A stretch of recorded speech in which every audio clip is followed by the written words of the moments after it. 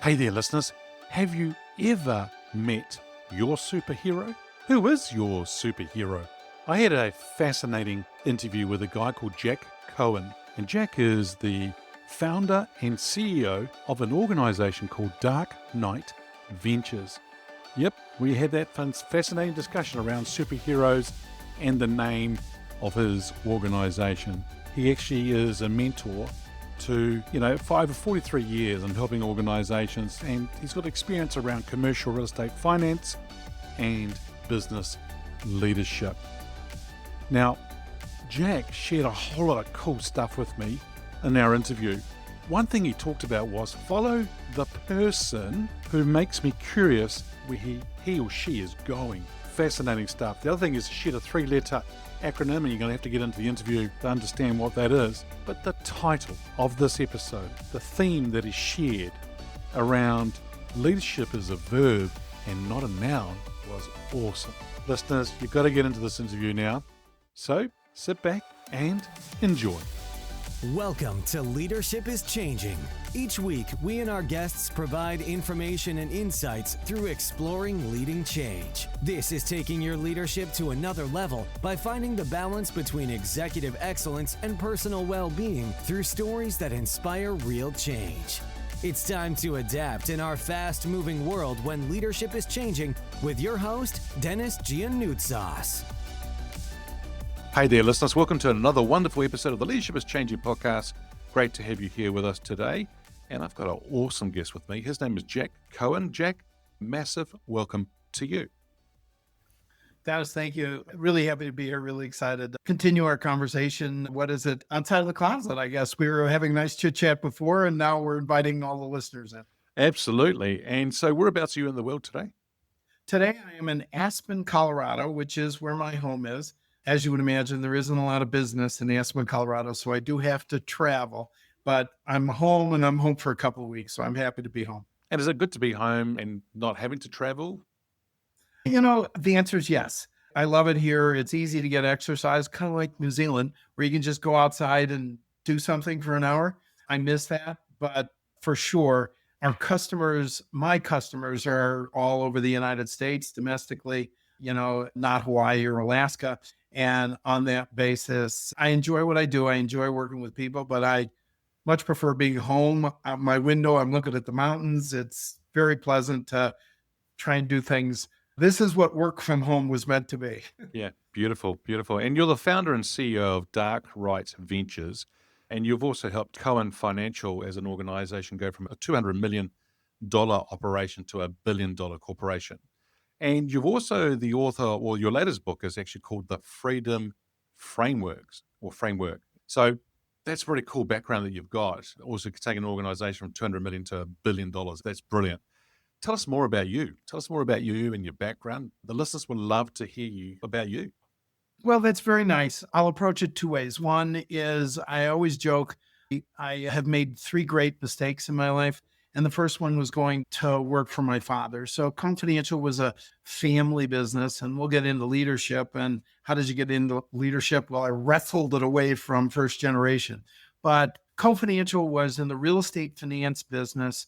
And what that meant was we were market representatives for life insurance companies who made first mortgages on income producing real estate. So we would make the loan and then we would service the loan. And one of my brothers and I had a growth strategy to scale the business. And that was kind of the beginning of that kind of growth. I've been in the commercial real estate finance business for almost 44 years. I recapitalized Cohen Financial 6 times, the last time being in 2013. So I lost control of it at that time. So my journey has changed in the last 10 years to be more of a hired gun, and then, owner operator, investor, author, and now kind of consultant. That's my professional side. When I was a little boy, I was very interested in the Curious George storybooks. Curious George was a little monkey in the zoo and was always getting out of his cage, and the zookeeper was always rescuing him. And so I've always had this insatiable curiosity about life, about experiences, about skill acquisition. And then shortly thereafter, I saw the real James Bond, Sean Connery, in Thunderbolt when I was 10 years old. And in that episode or in that movie, I didn't get the girl thing, but the black belt, the rock climbing, the scuba diving, the flying, all of that was like, hey, there's my bucket list, right? Now, again, Dennis, as you know, life is understood looking backwards, but live looking forward. So I give you those two vignettes because I also have a superhero complex. And the superhero complex, really, my favorite superhero was Batman. And Batman has no superpowers.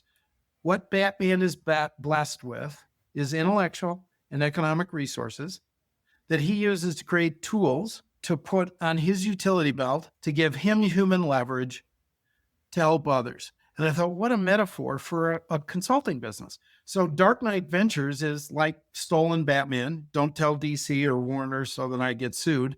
But Dark Knight Ventures, my journey has been about skill acquisition, accumulating experiences, and developing relationships with wonderful people. And I kind of learn in order to teach others to help them optimize their journey.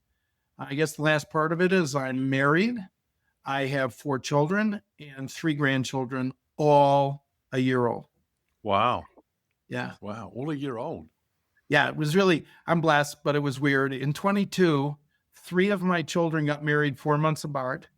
And as life would have it, in November, December, and February of last year, they had my first, second, and third grandchild. So we have 3 grandchildren in 3.5 months. Awesome. Yeah. Congratulations. That's awesome. Yeah. Thank you. So I got a question for you. Stirred or shaken? Great. That's a great question. I'm a bourbon guy, but you're right. But what's really funny is a side note. I don't know the last time you were in London, but if any of the listeners are in London or go to London, you need to go to Duke's Bar. At Duke's Bar, which is in the St. James area, the folklore is Ian Fleming wrote the James Bond series in that bar. And they have a killer martini. And you are not supposed to shake ice. You are supposed to stir it.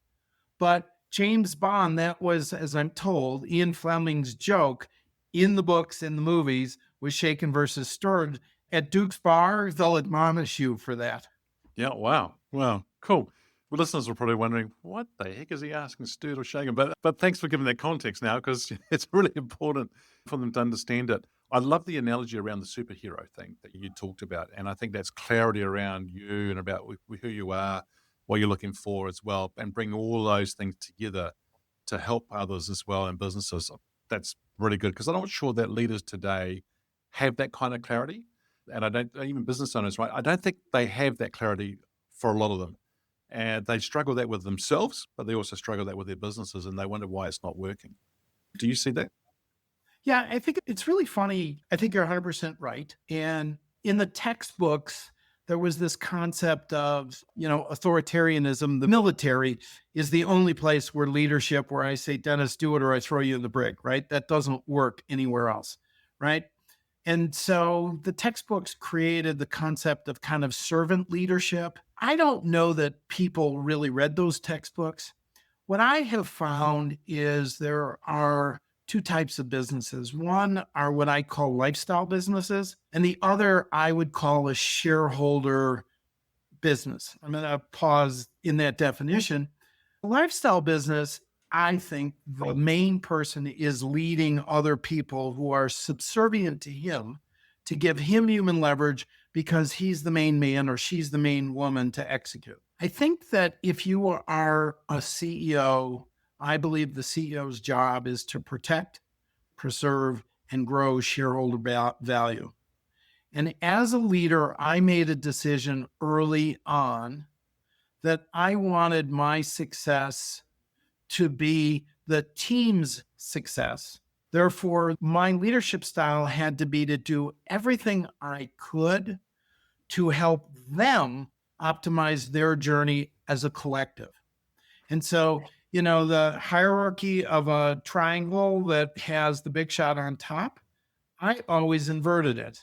Sure, one day of the year, you say, this is the plan. We've approved the budget. I've allocated the resources, but let's flip it And I believe every day as a leader, my job is to help guide, guardrail, and prop up all of the people on the team. Yeah, great way of saying it. Guardrail and prop everyone up and help them up and to success, right? It's more or less setting people up for success. Yeah, I like it. Really do.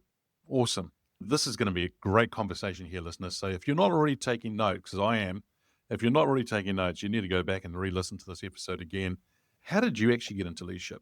As I said, made three great mistakes. My first one was work for my father.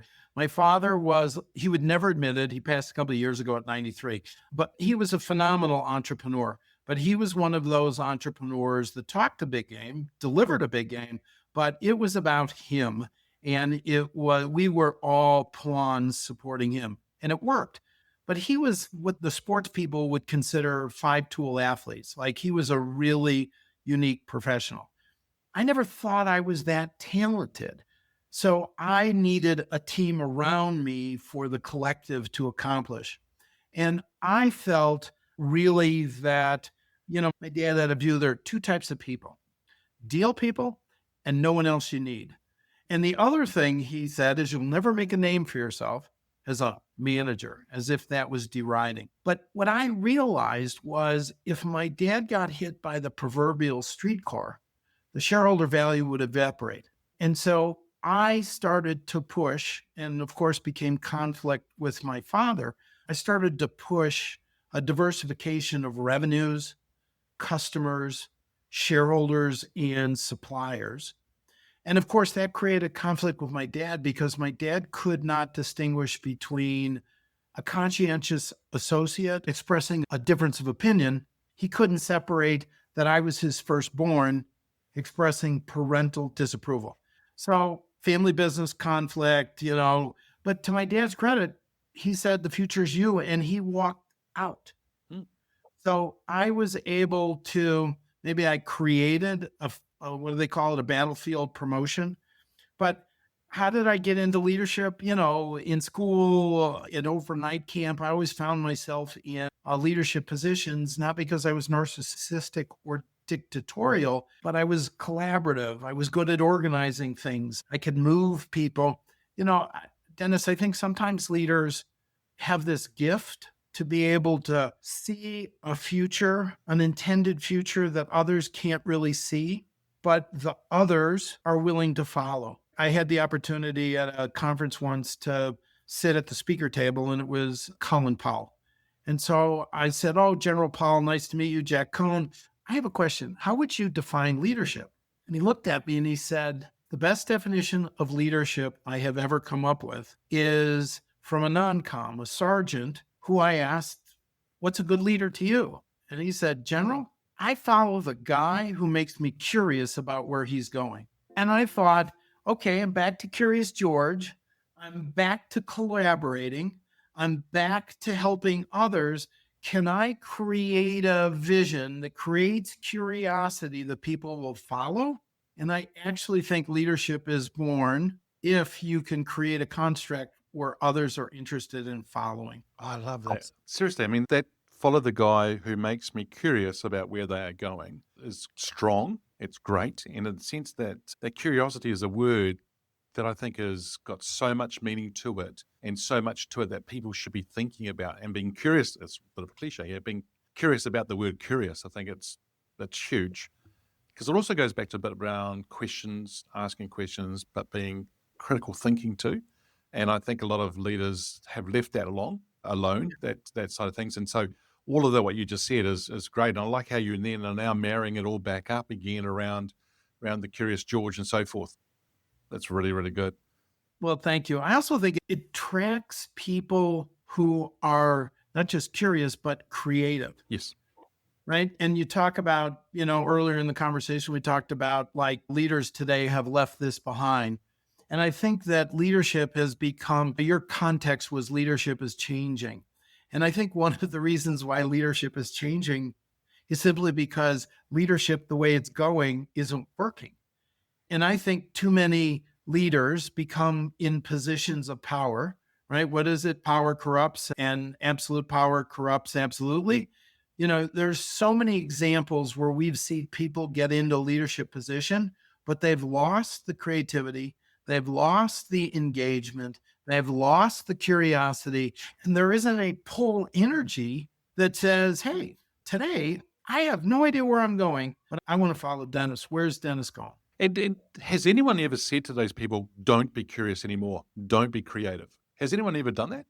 No, I don't think so. I think people get intellectually lazy or they get in a rut, right? They get into a situation where the operating handbook on page 37 says we do it this way. Well, throw the operating handbook out. Like we had a global snow day for 5 years, 5 years ago, everyone had to stay inside. If that didn't cause you to change the way you engage with your team and the way you lead, then you should be out of a job, let alone out of a position. Yeah, and I think it goes back to what you're saying before. There's the book, the handbook, that's a guardrail or helping you guide you.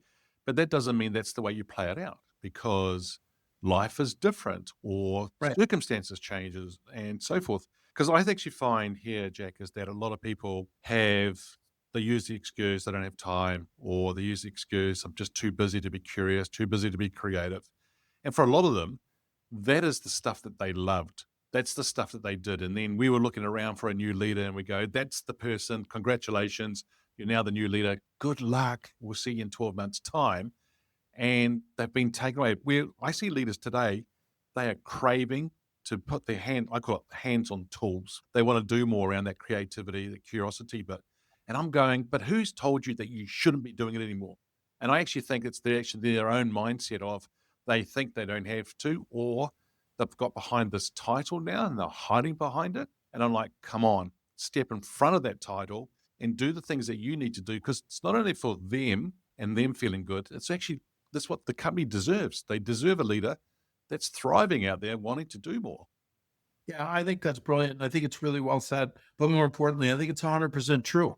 And I think, to your context, that leadership is changing. It's changing because it needs to change. Yeah, it does. It does. And I actually like what you said too before, because leadership isn't working. Well, leadership is working, but it's not working for some people because depending on just what we've talked about. But you're right. It needs to change. It needs to go to different levels, or it needs to be smarter in the way we're doing things. While at the same time, a whole lot of new stuff being thrown at us, right? From Right. AI to all sorts of things. Then we still got a business to run. Yeah. We've got customers. But, you made me think of something. I hadn't thought about this, but when you were just saying that, I wonder if people understand that leadership is a verb, not a noun. Nice.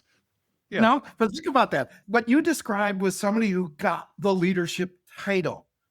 But if they understood that it was a verb, an action, a collective, wouldn't that cause you to change your leadership? Because the only constant is change. It is. It's the only thing that's changing the world that we know of that's on a constant basis is change. Yeah. You as a leader have to also evolve and change and be outcome focused. I think too many people are caught in the tyranny of the present. They're buried in their current reality, and their current reality is a bunch of random, to them, source activities. So if I have 10 people on a team or 100 people in a business, and they're all in the tyranny of the present, they're all buried by their current reality, then they're doing their source activities. Is anyone outcome focused? Hello, leadership. You can't get caught into their source activities. That's not leadership. And so you have to free yourself to be outcome focused and then organize those who are curiously following you in order to orchestra leader, right? The concept of the symphony of source activities. Spot on. And what I say to leaders, in addition to what you just said there, is so then who does it sit with? Whose responsibility is it to do everything you just talked about? Because I could sit back and go, oh, but I'm busy and I can't do this. No, it sits with you. You make the decision and you've got to own it. I think a lot of people are, based on I'm hearing what you're saying, Jack, is that they've arrived in the Yes. role. Yes. I'm here. And I go, that's great, but that's not taking the organization where it needs to go to in the future. And if you're not changing quick enough as an organization, as a leader, hey, you're going to become irrelevant. and you will be left behind for Yeah. sure. Yeah. Hey, look, as you already talked about leadership and is changing, we talked about that as well. This person can be alive or from history. Who's been your favorite leader and why? I guess I'll say three things, one of which will probably offend somebody. I don't mean it that way. But on the good side, I've been always, sports are a lot important to me. So in the States, American football, there was a football coach by the name of Bill Walsh. And Bill Walsh was one of my favorite leaders, in part because what they talk about is his coaching tree. And so today, fast forward, Bill Walsh has been gone. He was in 30 and 40 years ago, the 49ers were the dynasty. But since then, you can point to progeny and the idea that a leadership system travels down. I put that on Bill Walsh. John Wooden, the basketball coach from the 60s, what I've always been fascinated by was, and Dennis, I think you'll agree with this. If you think about human beings in a normal context, not in a leadership context, they have beliefs that are probably driven by their values. And those beliefs and values drive their thoughts, and their thoughts drive their actions. John Wooden took 17 and 18-year-olds, not only turned them into men, but these men, when the 20 or 30 years later, still looked at the beliefs and values and thoughts that John Wooden, as a leader, empowered them with, infused them with, I find fascinating. And my third, which is actually a twofer, obviously, I don't think Adolf Hitler was good for history, but you have to be amazed by how he was able to rally a nation. And it's creeping me out that we have our own version of that in the States with Donald Trump. We're not getting into politics. I'm not a big fan. But if you think about it, the way he has coalesced a group of people that put him into power isn't necessarily, I don't think it's good, but it is a fascinating study. If you're going to study John Wooden and Bill Walsh on the positive side, I think we should study Adolf Hitler and Donald Trump on the negative side, because I think we'll learn something about leadership. Yeah, I mean, it's a great example what you share there, and is it a negative side? I mean, so there are people whereby we were doing a workshop once, and I asked that question: who's your favorite leader and why? And this was about nearly 17 years ago, this workshop. And this guy, everyone was putting up their hands, Mandela and other people and things like that. One person put up there was their dad, someone else said their mother. And this one guy put up his hand and he said, this might be a bit controversial, but it's Hitler. And everyone went, what? And he went, time out. What I'm saying is, he says, it actually isn't my favorite leader. He says, I'm just saying it just to see the reaction in the room. It's like, wow. And what he said was, for a lot of people, they don't like him, didn't follow him, but look at all the people he rallied around him, and they did follow him. And so That's leadership. That's leadership, right? It doesn't matter I mean, we may not agree with the person, we may not agree with their values and all that, but it's still leadership, and it's in a different way, right? So hence why I said just before, positive versus negative. But is it negative? Because there's a whole lot of other 50% of people who think it's positive, right? So in your example you just gave about America, there's people that like and don't like. I mean, there was another workshop I did in America, and I was told before I left New Zealand, don't mention George W. Bush. And I was like, why? And they said, it's very, very touchy. And it's like, okay. So here I am giving an example in the room, and I said, I can't actually finish the example. And the people said, why? And I said, well, it's a bit controversial. And they said, I said, look, at the break, why don't I take one of you outside and I'll just share what it is. And then if you think it's appropriate, I'll come back in and I'll share it. And they all went, sure, that's all good. So I went out, came back, and the person said, 50% of the room love the guy and 50% of us hate the guy. Just do it because we're used to this in the US, right? Yeah. And so I think that's an important part about what you just said there. It is leadership, right? It's whether you like it or not. At the end of the day, it is what it is. It's what you take from it, and it's what you do with it. That's what really counts. Yeah. Yeah. I mean, I'm not sure, when God created the world, I don't think his concept was only positive, right? There are people that believe that you need evil in order to appreciate and love good. And the same is true with light and dark and weak and strong. And you can have all your comparisons. You don't have to like the person, but you can, in fact, study their ability to rally people, which at some level is leadership, organizing them, and then whether or not they actually did something proper with it or good with it, or, history will tell. Yeah. Yeah, it will tell. Yeah. And yeah, fascinating. So thanks for sharing that about who the favorite leader is. If you were to say you're sitting on the park bench with one of them, Bill or John or Hitler or Trump, you choose. If you were sitting on a park bench having a cup of coffee with one of them, what would be a question you would love to ask them? I would, it's a great question. I think I'd like to know how they rose above their content, right? Because these aren't gods, these are human beings.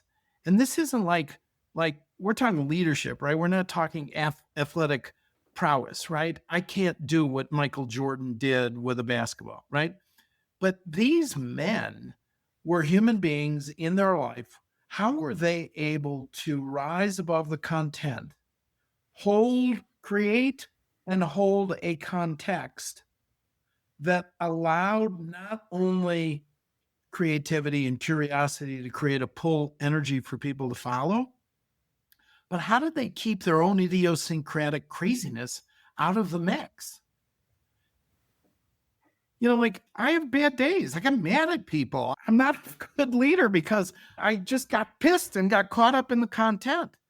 But leaders are context. Leaders give meaning to the content. And if you can't rise above it, so how'd they do it? And they did it in a way that, like, you don't apparently see human flaws.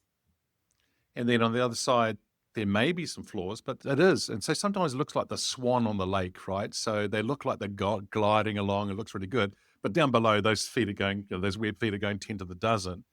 So it's a very good question that you're asking there. That is, how did they how they rose above the content, right? I mean, yeah, it's also about those leaders who are able to hold themselves, stay focused, keep going in the midst of things changing, ambiguity, things being thrown at them. There's a whole lot of stuff going on for them. Amazing. Yeah, again, it made me think of this. I'm sure it was an international book, but James Clavell wrote a book a while ago called Shogun, and there were two follow-on books, and they were like 1,000 pages, right? And it was really about Japan and China. And if you remember the book, the leaders in that book had a generational view. They were doing things that were going to have an outcome 25 or 50 or 75 years from now. And I'm always fascinated by that because I'm so caught up in the short term. I'm so caught up in trying to help that employee. What if that associate I trusted, that with soft hands, they'll get where they're going to be in 25 years? But none of us think like that.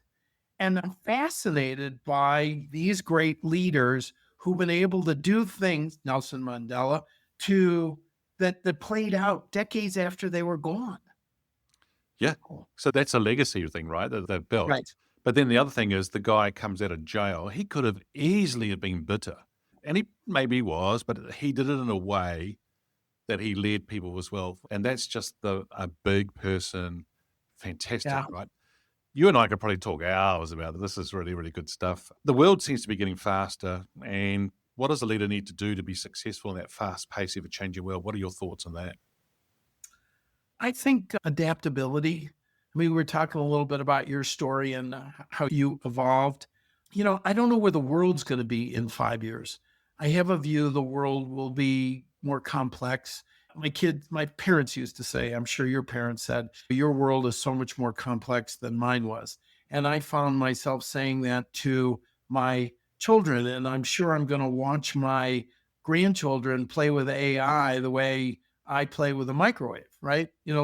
So generationally. So, how complex or where will the world evolve? And I think that, Wayne Gretzky said, I send the puck to where the athlete will be that he's skating to.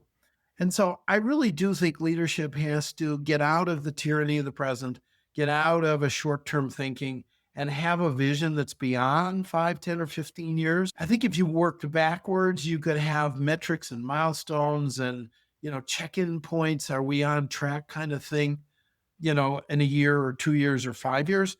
But I think the most important thing for a leader would be outcome focused, adaptable. When you talk about public speaking, somebody once said the best public speakers are OAFs, OAF. They're outcome focused, they're aware, self aware, and aware of their audience, and they're flexible. Well, isn't that what you're asking about leadership 5 or 10 or 15 years from now? Are you outcome focused? Are you watching the world evolve? Are you aware whether or not you're locked into an old way or that you're losing your audience? And are you flexible and willing to adapt accordingly? But I think content changes way more than context. And I think that long-term visioning is contextual. And you and I both know a lot of leaders in leadership positions that are not strategic, they're tactical, they're more administrators and managers than they are really leaders. And I think it's because they're caught up in content.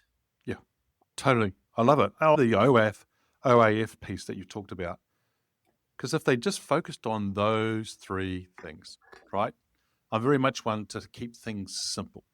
And if they focus on those three things and they knock the ball out of the park with those three things, what kind of leader would they be? Right, right. And I have another visual for you, and you'll appreciate it. Remember in high school physics, a Venn diagram? Mm-hmm. Right? You can't lead I don't think you can lead in two concentric circles, and you can't lead with two circles that aren't overlapping, right? And so the overlap, right? So if you and I are going to do something together, there's your world, there's my world. How can we lead and follow in our world? But now think about the Olympic rings where you have multiple Venn diagrams.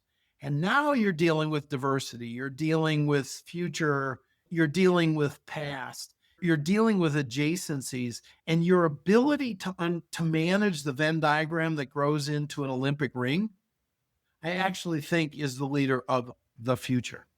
Yeah, very cool. That's a great example of the future leader. And it's answered my question about whether you see leadership going in the next few years as well. Do you reckon employees' expectations of leaders have changed? Yeah, I think poorly. I think that too much of the helicopter parents have created a young generation that needs to be coddled.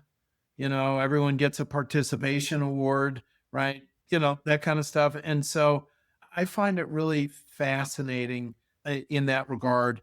It's kind of funny. Again, I don't mean to overplay the sports analogy, but in the real estate business, most of the people, certainly the revenue people, are deal people. And deal people are very much like teenagers. They're in the moment. They're very tactical, transactional, and reactive. But, if you think about, their idiosyncratic ways, they don't want to be managed. They don't want to be told the wrong thing. Yet look at any sport you want to look at.